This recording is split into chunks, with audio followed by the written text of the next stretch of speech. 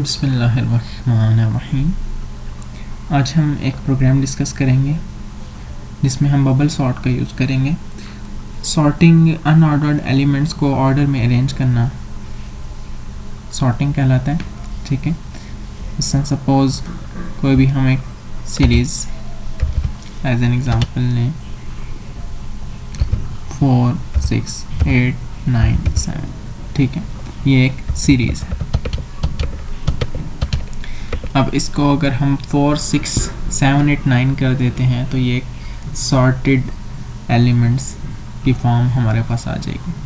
ठीक है, तो अब यहाँ पर ये सॉर्टिंग के डिफरेंट मेथड्स हैं जिसमें बबल सॉर्ट एक मेथड है और ये कोई प्रोग्रामिंग में इसके लिए कोई कीवर्ड वगैरह नहीं है, बल्कि हम इस तरीके से फार्मूला इस तरीके से इम्प्लीमेंट करते हैं कि वो हमें बबल सॉर्ट की रिप्रेजेंटेशन प्रोवाइड करता है।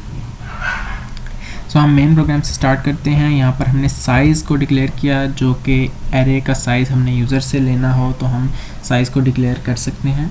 और टेम्परेरी वेरिएबल है, जब भी हमें दो वैल्यूज़ को रिप्लेस करना हो, x की वैल्यू 10 है, y की 11 है, इन दोनों वैल्यूज़ को रिप्लेस करना है तो हमें थर्ड वेरिएबल टेम्परेरी वेरिएबल का यूज़ करना होगा। ठीक है, अगर हम सिंपली इसको करना चाहेंगे तो वो हमारे लिए डिज़ायर्ड रिज़ल्ट नहीं आएगा, बल्कि एक वैल्यू तो दूसरे को शिफ्ट हो जाएगी लेकिन दूसरी वैल्यू शिफ्ट नहीं हो सकेगी फर्स्ट को। और आई जे यहाँ पर लूप्स के लिए है। और स्वैप जिस तरह से सपोज़ 3 इज़ ग्रेटर दैन 2 है इस सीरीज़ में, अगर ऐसा हो, ठीक है, तो उसकी सॉर्टिंग की ज़रूरत होगी। तो हम क्या करेंगे, 3 और 2 इनकी क्या कर देंगे, रिप्लेस कर देंगे। So that is swapping. ठीक है, और यहाँ पर सीन साइज़, इसका साइज़ हमने यूज़र से लिया है। और array size, enter array elements, user array elements enter करेगा। ठीक है, और यहाँ पर फॉर लूप, 2 फॉर लूप्स लगे हैं। ठीक है, जो फर्स्ट फॉर लूप है उसमें i की value 1 and i is less than size. ठीक है, i प्लस प्लस। और यहाँ पर स्वैप की वैल्यू हमने क्या कर दी है, 0 कर दी। उसकी रीज़न ये है कि हमें आगे इफ़ स्टेटमेंट का यूज़ करना है तो हमें पता चल सके कि स्वैप की वैल्यू 1 है या 0। 1 तब होगी जब इफ़ के अंदर जाएगा, इफ़ के अंदर नहीं जाएगा तो वो स्वैप की वैल्यू 0 रहेगी। ठीक है, स्वैप की वैल्यू 0 ही अगर आगे पास हो जाएगी यहाँ पर तो लूप टर्मिनेट ज़ाहिर हो चुका होगा। इसका मतलब हमारे एलिमेंट्स ऑर्डर में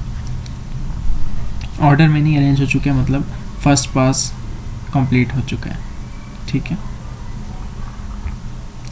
सो यहाँ पर if array j+1 is less then array j। ठीक है, इसका यही मतलब है कि फर्स्ट 2 एलिमेंट्स को सॉर्टिंग में बबल सॉर्ट में कंपेयर किया जाता है, 4 6 6 8 8 9। ठीक है, इस तरीके से 2 एलिमेंट्स को कंपेयर किया जाता है। तो इसलिए यहाँ पर j+1 is less then j किया है कि उन 2 एलिमेंट्स को कंपेयर करें। ठीक है, और temp is equal to if array, अगर ऐसा है कि j+1 लेस है j से, ठीक है, यानी कि फर्स्ट एलिमेंट सेकंड एलिमेंट से क्या है, ग्रेटर है। ठीक है, अगर 3 2 की बात की जाए, 3 फर्स्ट पे और 2 बाद में हो, ठीक है, तो इनको रिप्लेस करने की ज़रूरत है। ठीक है, तो इस केस में क्या होगा, ये स्टेटमेंट्स एग्जीक्यूट होंगी। ठीक है, तो टेम्परेरी वेरिएबल को क्या एलिमेंट असाइन हो जाएगा, फर्स्ट असाइन हो जाएगा। ठीक है, और फर्स्ट को क्या असाइन हो जाएगा, सेकंड। ठीक है, यानी कि 3 2 की बात की जाए तो जो 3 है वो टेम्परेरी वेरिएबल को असाइन हो जाएगा और 2 फर्स्ट वेरिएबल को असाइन हो जाएगा। ठीक है, और जो फर्स्ट वेरिएबल जो एरे का सेकंड एलिमेंट है, यानी कि 0 के बाद एरे का इंडेक्स 1 आता है, तो 1 में क्या असाइन हो जाएगा, टेम्प। तो इस तरीके से हमारी वैल्यू क्या हो जाएगी, रिप्लेस हो जाएगी। और अगर ऐसा नहीं है, ठीक है, कि वैल्यू ठीक है, तो फिर इफ़ की कंडीशन में वो जाएगा ही नहीं। ठीक है, इसी तरह से हमने उसको कंपेयर किया सेकंड टाइम, फिर थर्ड टाइम। ठीक है, तो अगर तो वो एक दफ़ा भी इस इफ़ की स्टेटमेंट में नहीं गया तो स्वैप की वैल्यू क्या हो जाएगी, ब्रेक हो जाएगी। ठीक है, I mean break statement, swap की वैल्यू 0 हो जाएगी तो ब्रेक स्टेटमेंट का यूज़ किया जाएगा। ब्रेक स्टेटमेंट इसलिए होती है कि लूप से हमें जब भी बाहर आना होता है, ठीक है, यानी कि लूप को लीव कर देना होता है टोटली, तो यहाँ पर अगर स्वैप की वैल्यू 0 है तो इसका मतलब है कि हमारा जो प्रोग्राम है वो सॉर्ट, उसके जो एलिमेंट्स हैं वो सॉर्टेड हैं। सो यहाँ पर क्या हो जाएगी, ब्रेक आएगी स्टेटमेंट और यहाँ से फिर एग्जीक्यूशन स्टार्ट हो जाएगी, ठीक है। और अगर एक भी एलिमेंट 1 आता है, यानी कि एक भी एलिमेंट कुछ एलिमेंट्स की रिप्लेस करने की ज़रूरत होती है, तो सारे स्वैप की वैल्यू 1 हो जाएगी।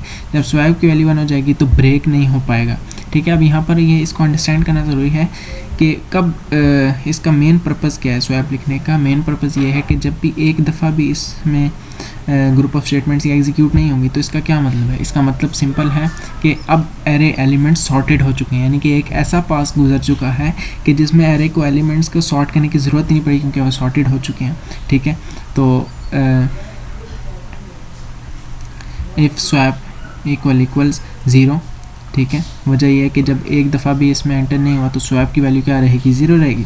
तो ये हमारे लिए एक इंडिकेशन हो जाएगी कि now the array elements are sorted. So similarly next time जब लूप चलेगा तो आई की वैल्यू क्या हो जाएगी, 2 हो जाएगी, ठीक है। और स्वैप की वैल्यू फिर से 0 for J is equal to 0।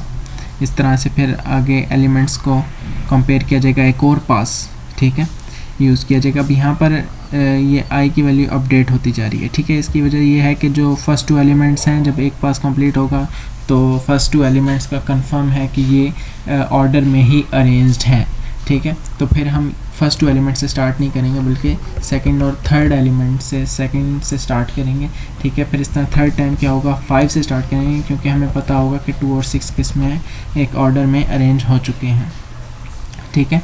सो ये इसी तरह से ये लूप चलेगा और उसके बाद जब हम एरे की प्रिंटिंग की बारी आएगी तो फिर हम सिमिलरली जिस तरह से हमने सी इन किया उसी तरह से हम इसको सी आउट कर सकते हैं, ठीक है। अगर डिसेंडिंग में प्रिंट करना हो तो जस्ट यहाँ पर क्या होगा, एरे इन असेंडिंग ऑर्डर के लिए J is equal to 0, J is less than size J plus plus, ठीक है। और डिसेंडिंग के लिए क्या करेंगे, हम इसको, ये डिसेंडिंग के लिए एक न्यू प्रोग्राम है, ठीक है। इसकी इसी तरह से इम्प्लीमेंटेशन है, न्यू प्रोग्राम नहीं है बल्कि इसी में एक पार्ट है जिसको सेपरेटली जो ऊपर स्टेटमेंट्स हैं उनको इस तरह से अरेंज किया गया है। बस जस्ट यहाँ पर डिफरेंस आता है डिसेंडिंग के लिए, या यहाँ पर डिफरेंस आ जाएगा, ठीक है। तो उससे मेथड उससे सिमिलर है और यहाँ पर उसको डिसेंडिंग में प्रिंट करने की बारी आएगी तो यहाँ पर एज़ इट इज़ हमने उसको कॉपी कर दिया। लेकिन यहाँ पर एक जो शॉर्टकट मेथड है कि अगर आपको डिसेंडिंग में नहीं करना आ रहा तो उसका क्या तरीका है, उसका तरीका सिंपल है कि आप उसको असेंडिंग में अरेंज करें, लेकिन प्रिंट करते वक्त आप यहाँ पर जे की वैल्यू को साइज़ -1 कर दें, ठीक है, और उसको ग्रेटर दैन इक्वल टू 0 कर दें, ठीक है। यानी कि उसको जो प्रिंटिंग के वक्त आप उसको शिफ्ट कर दें, तो ये भी एक डिसेंडिंग के लिए किया जा सकता है, ठीक है। इसमें कोई इशू नहीं है। सो यहाँ पर हमारा उसके बाद रिटर्न 0 एंड अब हम इसको रन करके देख लेते हैं।